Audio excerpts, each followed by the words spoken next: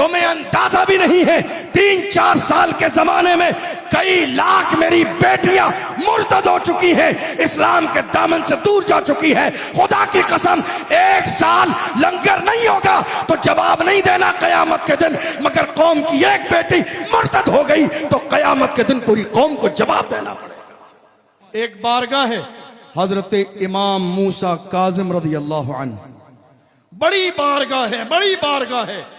हजरत अल्लामा इमाम ज़हबी अलैहि रहमा अपनी किताब में लिखते हैं कि कोई बदबख्त इंसान आके हजरत इमाम मूसा काजिम की चौखट पर अपनी पेशानी को रगड़ दे तो अल्लाह उसे नेक बख्तों की लिस्ट में शामिल कर देता है।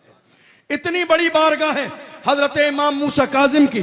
खलीफा वक्त जो मौजूदा दौर का उस जमाने का हाकिम था, खलीफा वक्त उनसे जलने लगा कि मैं हाकिम वक्त हूं मगर इज्जत इनकी ज्यादा की जाती है।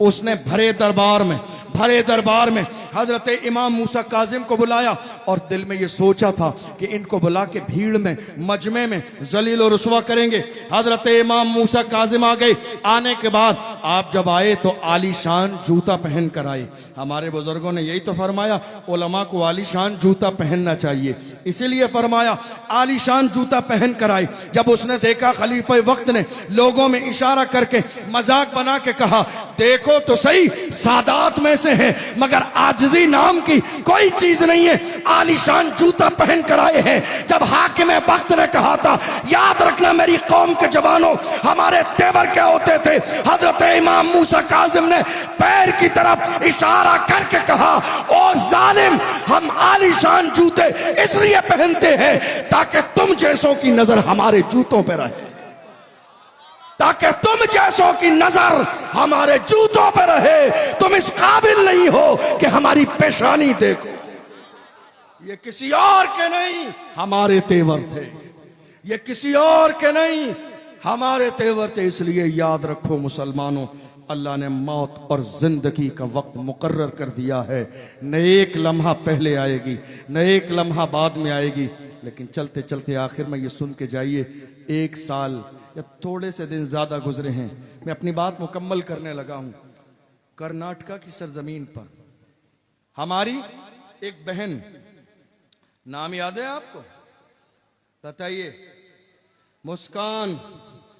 हमारी एक बहन मुस्कान को कॉलेज से बाहर निकाला। किस बुनियाद पर? कहा अगर हिजाब लगाएगी तो अंदर जाने नहीं दिया जाएगा, पर्दे के साथ कॉलेज में जाने नहीं दिया जाएगा, हिजाब के साथ तालीम हासिल करने नहीं दी जाएगी, हिजाब के साथ एग्जाम देने नहीं दिया जाएगा। अल्लाह सलामत रखे उस बेटी के वालिदैन को जिसने कहा एग्जाम छोड़ना तो गवारा है, खातून जन्नत की कनीज हूं, पर्दा छोड़ना गवारा नहीं है।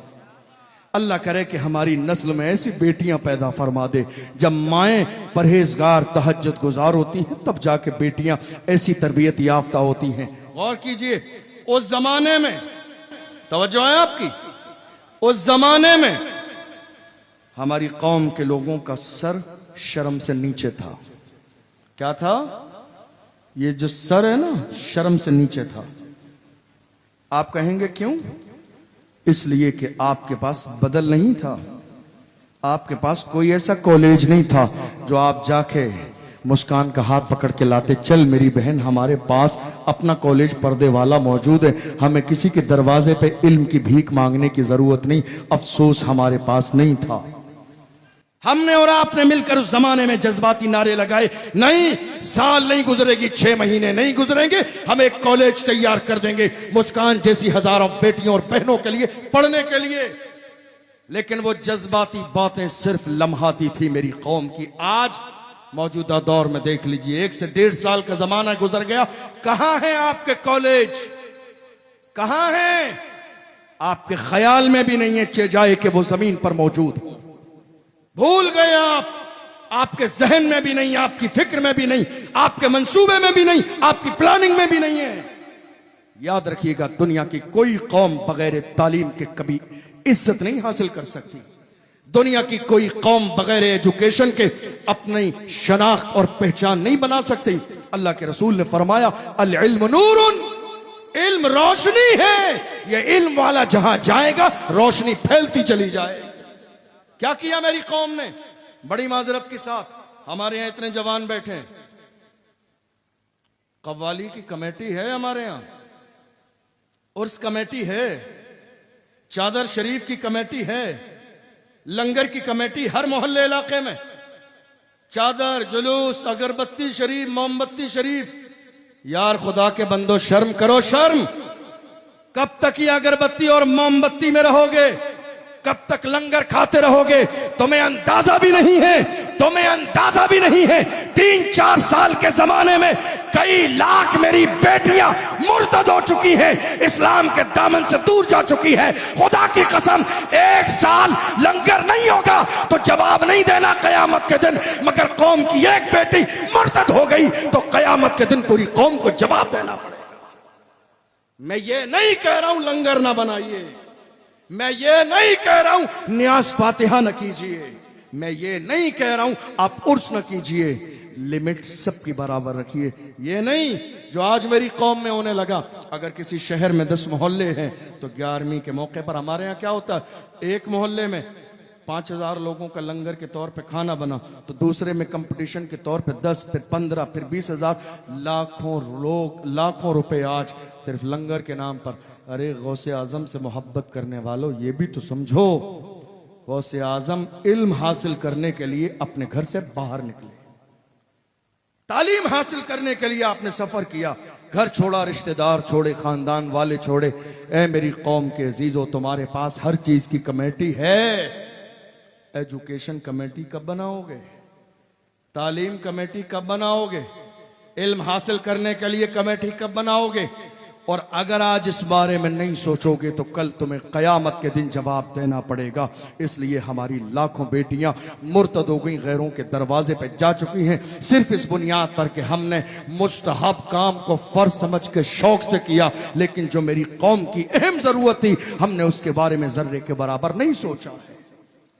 कुछ बात ख्याल शरीफ में आ रही है आपके यहाँ नहीं, या खाली सुभान अल्लाह माशाअल्लाह में मगन है? आज की तारीख में यह पैगाम लेकर जाइए और ये मत सोचिए ये काम कैसे होगा, कॉलेज कैसे बनेगा, ये मत सोचिए। शुरू करना आपका काम है, मुकम्मल कराना खुदा की रहमत का काम। मैं अकेला ही चला था जानिबे मंजिल, मगर लोग मिलते गई और कारवां बनता गया। हैरानी की बात यह है हमारे यहां टांग खींचने वाले बहुत ज्यादा हैं, टांग खींचने वाले। मैं इसलिए हमेशा कहता हूं काम करने वालों की कदर करो, कान भरने वालों की नहीं। काम करने वालों की कदर करो, कान भरने वालों की नहीं। और जो टांग खींच रहे हैं, इज्जत कम करने की कोशिश कर रहे हैं, ऐसे लोगों से बस इतना कहा जा सकता है, नादान को इस बात का बिल्कुल नहीं पता। वह तो इज्जो मन तशा वह तो जिल्लो मन तशा, अल्लाह के हुजूर ये होता है फैसला। वह तो इज्जो मन तशा वह तो जिल्लो मन तशा, झूठी नवाजिशात की बारिश फजूल है, हमको जलील करने की साजिश फजूल है। झूठी नवाजिशात की बारिश फजूल है, हमको जलील करने की साजिश फजूल है। हमारा कदम कदम पे मददगार है खुदा।